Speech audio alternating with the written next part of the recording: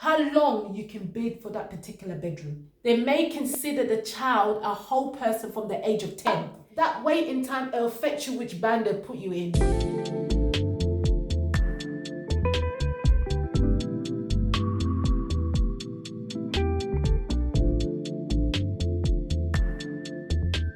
Hello everybody, welcome to my YouTube channel. It's your girl here, Missy Callow.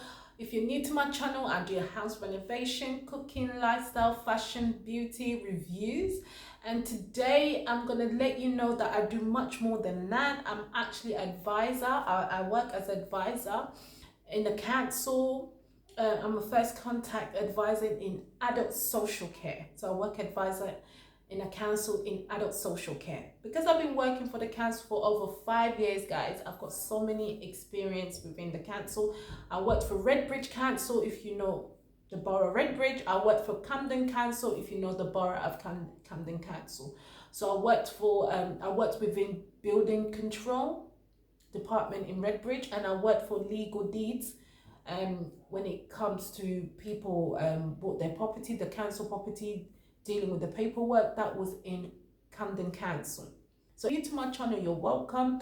Don't forget to subscribe, comment and like, and let me know if this type of content is something that you like and want to know, because I do a lot of live on giving advice around housing, because I liaise with a lot with housing officers, income officers, rent officers, but I don't work in housing. I work in adult social care as advisor. I'm the first contact before I pass on the client's detail or assessment or what inquiry or support they need. I pass it on to social services and occupational therapy. So I work alongside social services and occupational therapy. So that's what I do. I cannot tell you which council I work in right now because of conflict of interest, guys. That's what I cannot say. But I can tell you the councils that I worked before, because I don't want anybody coming to my workplace saying this or doing whatever. So I have to make sure that I protect myself, guys. Yeah, so let's start. So today's is all about the process of getting a council property, or the process of the council offering you a council property.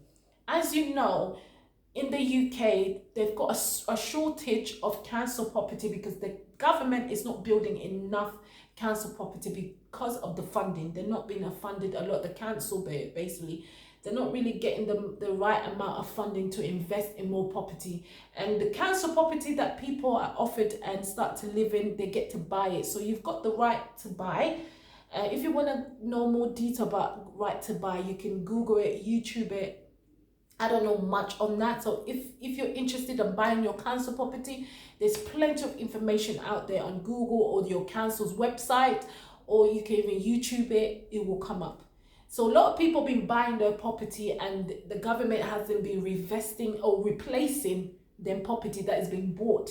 So that's why there's a shortage of council property. And there's so many families on low income, especially with the economy in 2024 just keeps going down. So a lot of people cannot afford to rent privately or get a mortgage, whether it's in London or outside London. So people are really struggling at the moment financially. So the council is a great way to get people in the property ladder and also help family who cannot afford a mortgage or a private rent, because private rent, guys, as you know already, the rent is so expensive, especially if you've got a huge family you're trying to support.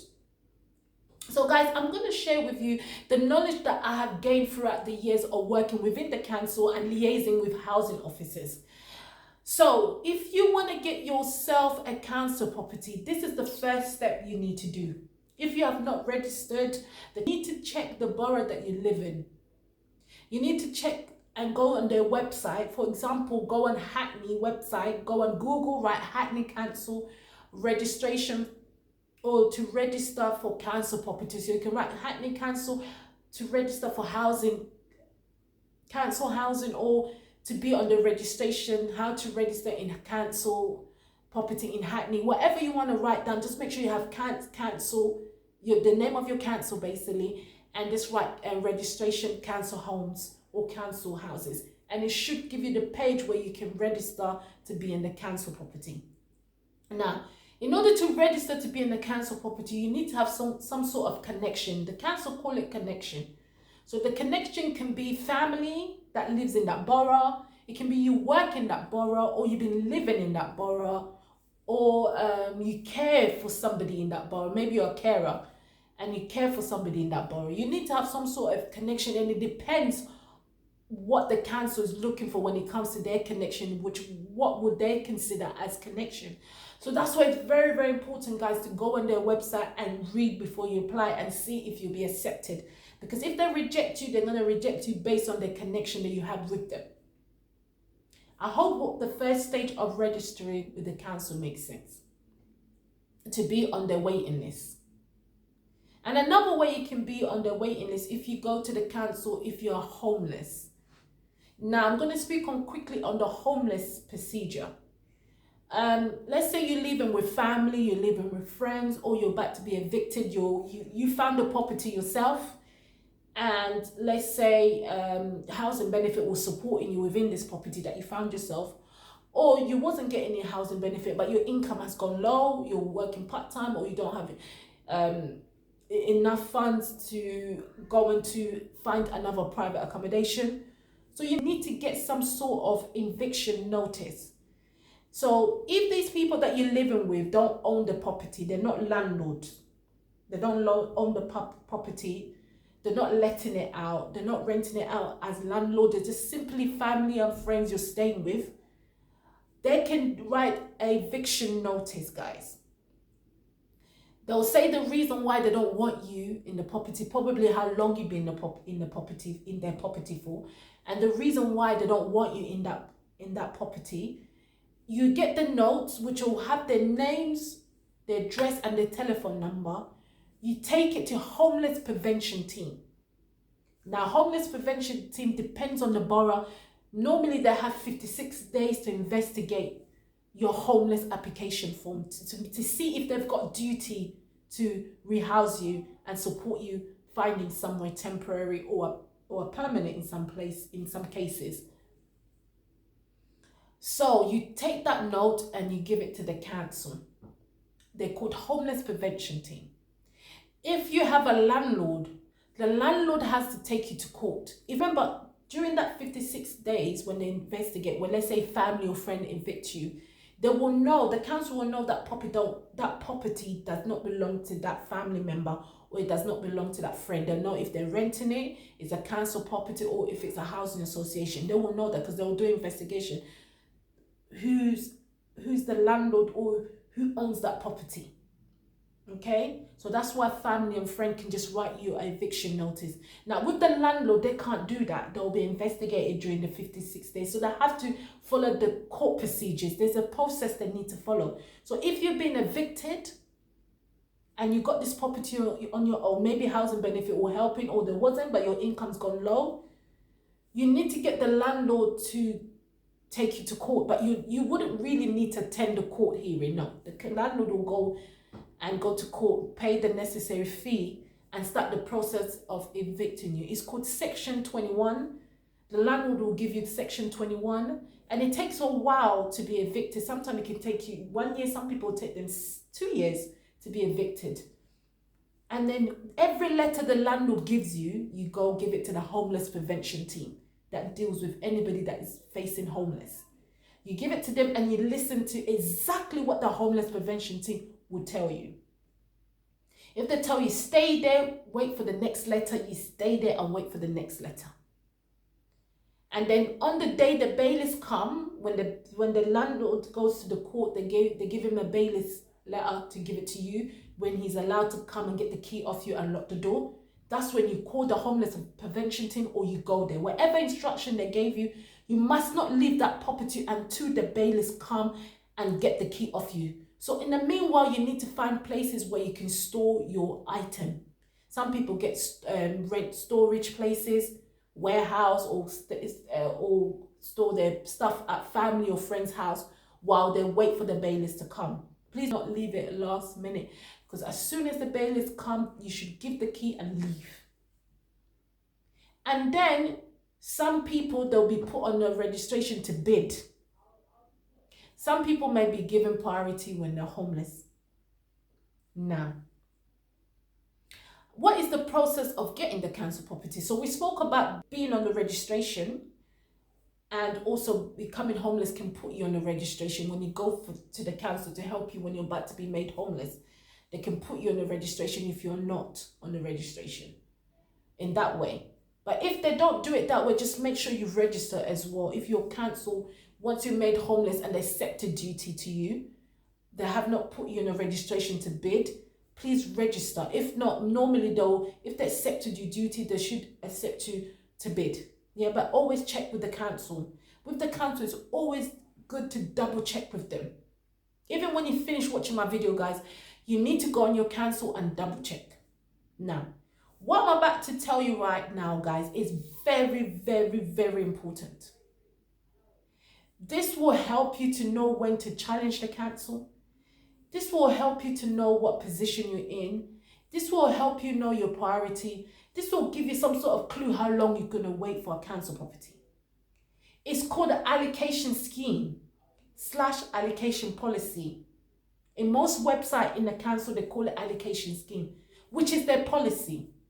This policy was designed to protect the council property and make sure they give it to the family or the people that deserve it or need it. The policy is to check the needs of an individual, that they're not giving it to anybody. This policy protects their homes, protects the council property, and make sure that the council are actually doing the right job, actually helping the family that are in need. That's why, guys, the allocation scheme is very, very important. The one I'm about to tell you right now. So you understand the allocation scheme is like rules. It contains like rules, principles, obviously policy that you have to follow. Procedures, yeah, that the council has to follow, you have to follow as well. So this policy protects, and it's also for the council, and it's also for you.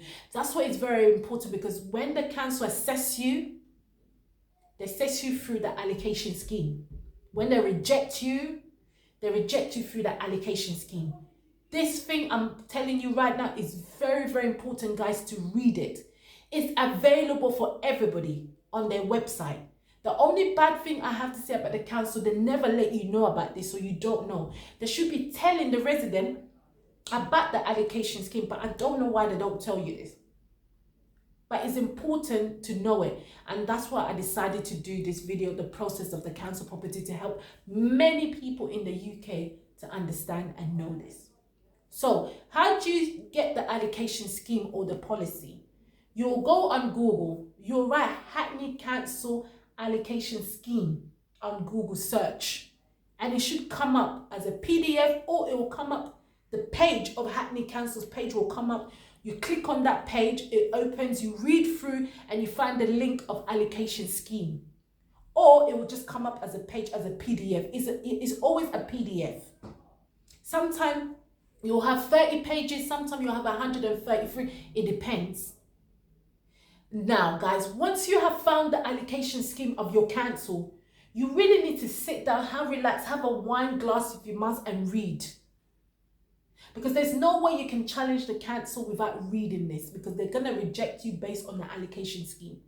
Read, read, read. What is inside the allocation scheme? Inside the allocation scheme talks about the bedroom sizes, how long you can bid for that particular bedroom, what is overcrowded, what medical condition or medical need the council are looking for to consider you priority. It talks about care leavers. It talks about how many properties they have sometimes. It talks about the size of the spaces of the property. So some council, for example, they consider a living room as a bedroom.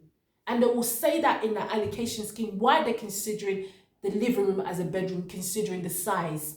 So some of you are living in a 2-bedroom, you're not counting the living room, but the council is actually counting the living room as a bedroom through the allocation scheme. That's what is very, very important. In some allocation scheme, it talks about how long the waiting list is, but some of them don't have that. Some of them, they mention how long the waiting list is when it comes to their bedroom sizes and which band you're in on their website. So if you see certain information is missing once you've read it, like the waiting time, how long you have to wait, please, you can go on Google and write Hackney Council waiting time for council property. And it should give a page that will say band 1 or band A, 3-bedroom, 13 years, 2-bedroom, 8 years, band C. So Hackney, for example, if you go on Google, you write Hackney waiting time for council property, it should give you a page where it tells you the waiting time for each property in each band. Because that information may not be in that allocation scheme, it's not in all of them. So the allocation scheme is very, very important. It will give you some sort of clarification, how long you have to wait, what your circumstances is like, and how you can get hard evidence to try and move up a band. And also the allocation scheme explains to you what your band means and why they put you in that band. That's why it's very important, guys, to read the allocation scheme, because many of you have been put in the wrong band and you don't know.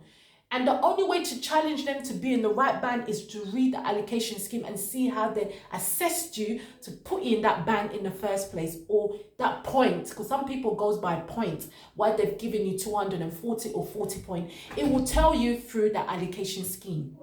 So that's why it's very, very important, guys, to read the allocation scheme. I wouldn't repeat this so many times. Okay. Now, the next thing that once you have read the allocation scheme and you know, let's say you're overcrowded. So you need to know if they put you in the right band because you're overcrowded. Let's say you're in Hackney Borough, they put you on B, for example, if there's a B, overcrowded, you're happy. Now, what's going to give you priority in B now that you're overcrowded? You need to look at how long you've been waiting on the waiting list. If the allocation scheme consider waiting time as priority as well, because depending on the allocation scheme, some borough, they do not look at the waiting time anymore, they look at other preference. It could be overcrowded and something else they wouldn't consider overcrowded, and some of them do consider overcrowded, but certain circumstances will overcome or will make that waiting time less important or less priority. So that's why you need to read the allocation scheme. So once you are established that you're overcrowded, you need to look at your waiting time. Does your waiting time start from the time you registered with the council, or does your waiting time start from the time they put you in that band? For example, I was dealing with a client or helping somebody through my TikTok, because guys, I do lives on my TikTok when it comes to the process of the council. I do it nearly every day for 30 minutes or 1 hour or 2 hours, depending on my availability. Now, I have a client that I was helping her with her housing. She's from Tower Hamlet. She wrote to the council using the allocation scheme. That's one of the best things about allocation scheme.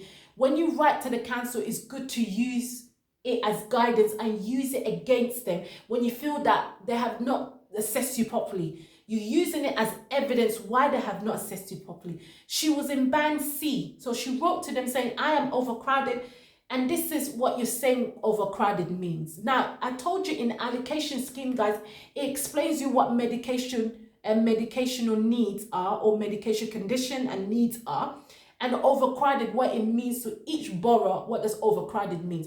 You may think you're overcrowded. Once you read the allocation scheme, it has to match your circumstances. If not, it means you're not overcrowded.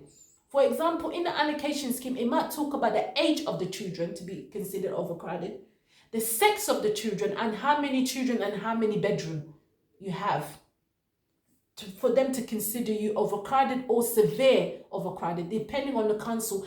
Some council, they look at overcrowded as one, and they've got severe overcrowded. Now, when I gave that lady a homework to read the allocation scheme, she read it and she wrote to the council. Now, the council got back to her saying, yes, you're overcrowded like you said, and we agree with you. The sex of the children, 3 of her children had different sex. She had a girl and 2 boys. Both the 3 kids were under the age of 10. With Tower Hamlet, guys, they considered a child under the age of 10, I believe. Correct me, I might be wrong. I haven't got the allocation in front of me. If you have, please have a read if you're from Tower Hamlet. They may consider the child a whole person from the age of 10. Any children under the age of 10, they consider them as a half person. That's why it's very, very important, guys, to read the allocation scheme. How they're judging you based on overcrowded. She had 3 children under the age of 10. But with Tower Hamlet, they still consider that overcrowded. Because she had 3 children in one room. Now, they changed her band from C to B. Or B2 or BA. I can't remember what's it called in Tower Hamlet. Now, when she said, I've been on B, which is correct when it comes to overcrowded, when it's based on my children's sex and their age, but I've been on it for 2 years, or she's, no, not 2 years. She's been on that, I think she was on it for 8 years. She was in B for 8 years, I believe. And she was wondering when she'll be given priority to become number 1 when it comes to bidding. Because when she bid, I believe she's coming up like 120, 110. She's very high when it comes to bidding. So when she used the allocation scheme to challenge them, they said, yes, we have put you in the right band, which is overcrowded, based on the 3 children, and you're in a 2-bedroom house. So you need a 3-bedroom. If they were going to count the living room, it makes it a 3-bedroom, because Tower Hamlet counts the living room. So they're telling her she's overcrowded by 2 bedrooms, so she needs 2 bedroom. Because remember, 3-bedroom, count the living room, 4. But they said to her, when we moved you to band B, we've got a separate waiting time. Yes, in your email, you said that you've been on a registration with us for 14 years. But once we moved you to band B, it changed. Your waiting time started over again. You have done 8 years on band B. There's other people that have done 14 to 15 years, which they have more priority than you. The waiting time for band B is 13 years for a 3-bedroom. The woman was in complete shock. She wrote to me, Missy Callow, all this time I'm thinking I've done 12 years on the registration. I had priority based on overcrowded that I've done 13 years. And now that I've watched your live on TikTok, you told me to read the allocation scheme, which I did. I used it to challenge them. And now I'm finding out new information that once they moved me from band C to band B, my waiting time started over again when it comes to being in that band. So if I was to move to band A, it would start again on that band. They'll look at how long you've been on that band A to consider your priority and consider other preference. So band A could be urgent need when it comes to medication. Band A can be your house caught on fire and now you need to be rehoused, emergency. People have priority on that. Band A could also mean somebody's had an operation in a hospital. Adaptation needs to be done, or equipment needs to be put in that house. There's no space and the person needs to be discharged. The person will have priority to find them a bigger place, for example. So even if she will be put in band A, they'll look at how urgent her case is and how long she's been waiting there to give her the house that quickly. But it just means band A, for example, is much quicker than band B. Now she's in band B and it's band B1 or band B2. I can't remember how Hackney allocation scheme is. I haven't got it in front of me. So they told her now that you was put in band B in 2011, they put her, this is how many years you've done. You need to be on band B for 13 years or more to be considered priority. The lady was nearly in tears. But I told her it's best you're in the right band and you only got a couple of more years to wait, and then you can fight them once you've gone past your waiting time. Then to be in band C, because if she was in band C, the waiting time is longer because band C is less people priority. They're just going to be looking at their waiting time, and if they've got any other preference, but their preference won't be overcrowded, it won't be medical condition, because all of that is higher than band C. So I told her, if you stayed in band C, even though you've done 13 years, and they're saying their waiting time for band C is 14 years, it doesn't mean if you hit 14 years, you'll get it. It means other people have done 20 years in band C, because band C, they're only looking at waiting time, not other preference. But in band B, they're looking at overcrowded and waiting time, and any other thing could be the condition of the property. Because if anybody's in band C, they're looking at the waiting time and something changed. Let's say the condition of the property, mold, dump, repair, serious repair that they cannot stay in that property. They're going to move them to Band B. Because Band B wasn't just overcrowded, it was also the condition of the property. But this lady can only challenge the council when it comes to her waiting time and overcrowded. But if she had condition of the property was severely damaged or dump and mold, she can fight them with or challenge them with the condition of the property. That will give her more priority in Band B. So her number when it comes to bidding will go down and be closer to number 1. Because she's got severe mold dump, or the property is infested by mice, or she's got serious cockroaches, or she haven't got a bath or a sink, something so serious, so damaging with the property would give her more priority in Band B. But the property was absolutely fine. She was only overcrowded by 3 children, and none of her children are the age or above the age of 10. They're under the age of 10. So they're considering 3 children, half of people. Yes, they consider it overcrowded, but she's not severely overcrowded. Severely overcrowded will come if one of her child, because she's got different sex, if one of her child turns the age of 10, that will become severely overcrowded. That's why, guys, if you're tuning in today on my YouTube video, it's very, very important to read your allocation scheme to know how you could challenge the council. To know your waiting time. Does your waiting time start from the time you registered or from the time they put you in that band? And each band has got its own waiting time, depending on how many bedroom as well, because the waiting time is not just by the time you registered or what band they put you in or position or priority, and also can be the waiting time when it comes to the bedroom size. For a 2-bedroom, guys, and the waiting time for a 2-bedroom for Hackney, I think is 12 years. I can't remember. Quote me if I'm wrong. And for 3-bedroom, it can even be up to 15 years. And then that waiting time will affect you which band they put you in. That band they put you in, it depends on the bedroom size you're looking for. So some people have been in Band B for 20 years and they haven't been given a property yet. So guys, I wanted to tell you guys the process of getting a council property, the importance of allocation scheme. Today, I wanted to speak on allocation scheme.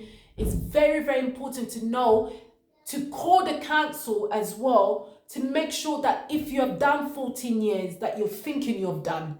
Because so many people contact me, Mr. Carlo, I've done 14 years. And I tell them, can you call the council and verify if you've done 14 years? And when they call the council will be like, no, you registered with us in you've done 8 years, it's not 14 years, or the band that we have put you in, you only done 7 years and you need to do 12 years in that band because you're looking for a 3-bedroom. Our waiting time in Band C for a 3-bedroom is 14 years. So that's why it's very, very important, guys, to check the waiting time. And if you've done that waiting time that you're thinking you've done, so make sure that they have confirmed that you've done 14 years. And the best way to communicate with the council, first of all, you need to call them, request the information. And you need to tell them to email it to you. Even though they'll tell you the answer, whatever you requested, your inquiry, they'll give you the answer to your inquiry over the telephone. And you need to ask them, thank you for giving me or verifying whatever information I've asked. Can you email it to me? Because you need it in the email if you need to challenge them, if you need to get the MP in. That is another part that I would need to discuss with you guys. I hope this video was helpful and it gave a lot of guidance and important information.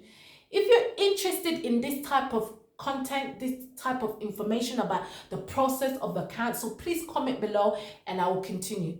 If I was to do a part 2, I will speak on who to go to help you when it comes to writing your letters to the council, such as going to the MP to make a complaint to the council. If you've been on a waiting time for long and the condition of the property is so bad with damp and mold, you are severely overcrowded, the council is not replying back to your emails, what procedures you can take when it comes to complaints. I can do a part 2 on that. And when is the right time to get ombudsman in? When is the right time to get the MP? And what can the MP do to help you? Because a lot of people have used the MP and they're saying that the MP is useless. For me, the MP is not useless. Probably you didn't know the allocation scheme to use the MP at the right time.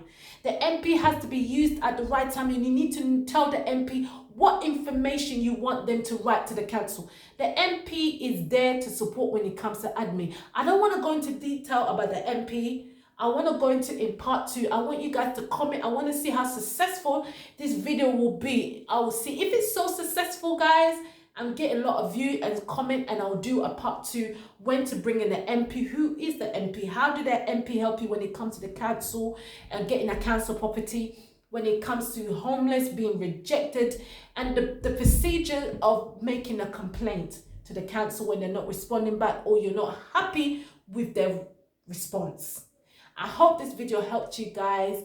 Don't forget to check me out on my TikTok, where I do a lot of live on the process of the council, where I discuss with many people coming, many situations, many circumstances, and you can learn from there, and there'll be people commenting that can help you with your inquiry. And you can DM me once you've done your homework, you've read the allocation scheme, and you started to challenge the council. You can DM me on my TikTok and we can take it from there.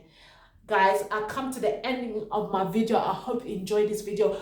Don't forget to comment, guys. I want to know what you're going through, if this video has helped you guys, and I would love to do a part 2. Guys, comment and share. There might be a lot of people going through this. They want to get more information. The process of starting today's video is just the process. What is it that you need to know in order to challenge the council? Okay, so my part 2 will probably go into the steps. If you're overcrowded, how to get the letter, how to be assessed. If you got damp and mold, who can help you assess your property? That's the next video I'll probably do, to get evidence if you got medical needs. And what is it the council are looking for when it comes to medical needs? If you've got medical condition, what is the council looking for when it comes to medical needs? What assessment needs to be done? I can help with that as well, have a discussion around that. That could be my next video. Guys, don't forget to subscribe, comment and like, and I'll see you guys on my next video. Bye-bye.